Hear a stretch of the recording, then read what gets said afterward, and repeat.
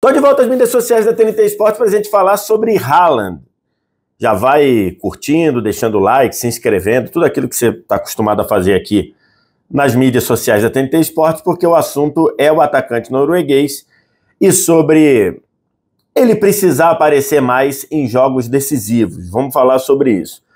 O Manchester City foi derrotado pelo Manchester United na final da Copa da Inglaterra no último domingo, no último sábado, melhor dizendo, e veio à tona e virou ali uma espécie de assunto nas mídias sociais o fato do Haaland de novo ter passado em branco num jogo decisivo.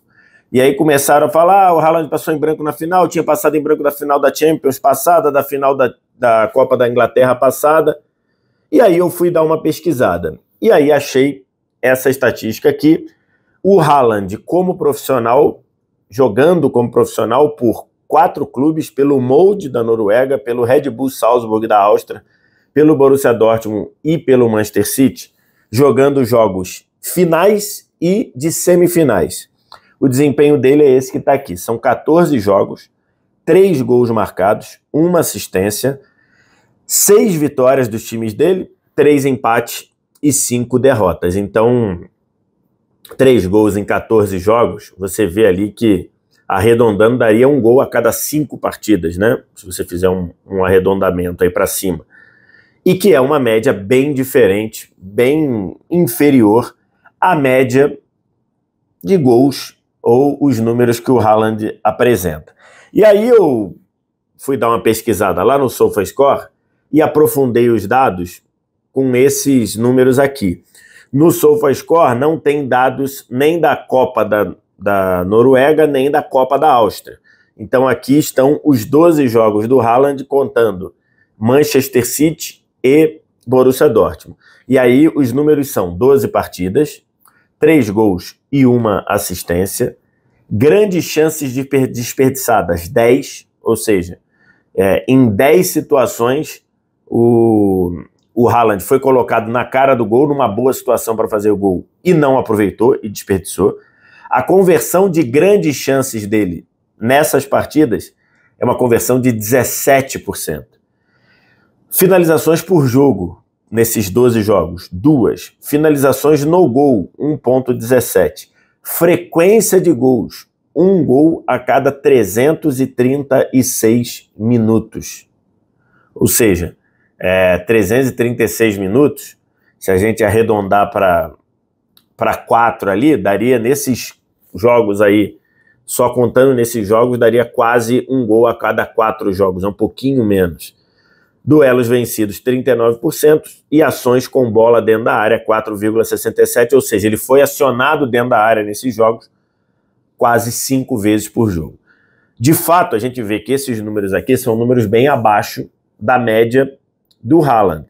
No jogo contra o Manchester United, é bem verdade, ele praticamente só foi acionado em chance de finalização uma vez, logo no início do segundo tempo, quando veio uma bola da esquerda, cruzada rasteira, se eu não me engano, pelo Doku, passou por todo mundo, só chegou nele, ele chutou bem, girando no giro, e a bola explodiu no travessão. Não entrou, foi na direção do gol, acabou batendo no travessão, não entrou, e no fim o Haaland passou em branco de novo, passou em branco nesse jogo contra o Manchester United, e o time dele perdeu, e o time dele acabou ficando sem o título da Copa da Inglaterra. E aí as redes sociais foram invadidas dessas questões que pessoas falam, amarelou, ele some e tudo. Vamos lá, o que eu penso? Eu penso que, o Haaland tem 23 anos. A gente ouve falar do Haaland há muito tempo, a gente vê o Haaland com números fantásticos em Champions League há muito tempo, e a gente esquece que o Haaland tem apenas 23 anos, então ele ainda tem muita coisa pela frente, ele ainda tem muita coisa a melhorar, a evoluir, ele tem muito a conseguir se formar como jogador. Com 23 anos, ele ainda não, você não pode dizer que alguém já está formado como jogador, mesmo sendo alguém acostumado à elite, mesmo sendo alguém que meteu 60 gols no ano, mesmo sendo alguém que nessa temporada que você olha aí, o Haaland não está bem na temporada de quase 40 gols, então assim, esse é um nível que a gente se acostumou do Haaland, mas a gente não pode se esquecer que ele tem apenas 23 anos. Então ele tem muita coisa pela frente. O outro ponto é que nos jogos decisivos, nos jogos de semifinal e final, e aí nesses 14 jogos, você tem semifinal e final de Copas nacionais, tem final de Supercopas, né, seja europeia, seja nacional, e tem também mata-mata de Champions, né? O Haaland não jogou Europa League, né? Então, os mata-matas aí, semifinal e final de Champions. Então, a gente vê claramente ali que o desempenho dele cai, e acho que até é natural cair um pouco, porque quanto mais a tendência você afunila a competição, mais a marcação fica apertada, mais as pessoas chegam para marcar, para diminuir, para conseguir incomodar o Haaland. Então a marcação é mais apertada em jogos decisivos. Então pode ser que o Haaland não esteja fazendo gols, mas pode ser que ele esteja preparando ou chamando a atenção, preparando as jogadas, nem é tanto porque ele só tem uma assistência nesses jogos, mas pode ser que ele esteja atraindo a atenção do marcador e deixando outros jogadores livres. Isso pode acontecer. O ponto aí importante é que o Haaland precisa dar esse salto para os grandes jogos.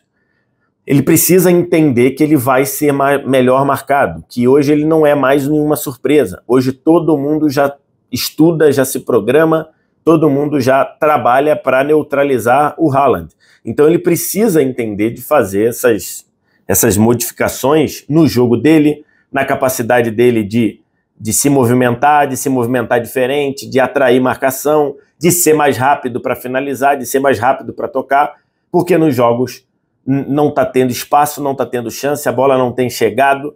Então ele tem que modificar o seu jogo, porque daqui para frente o Haaland não vai ser mais...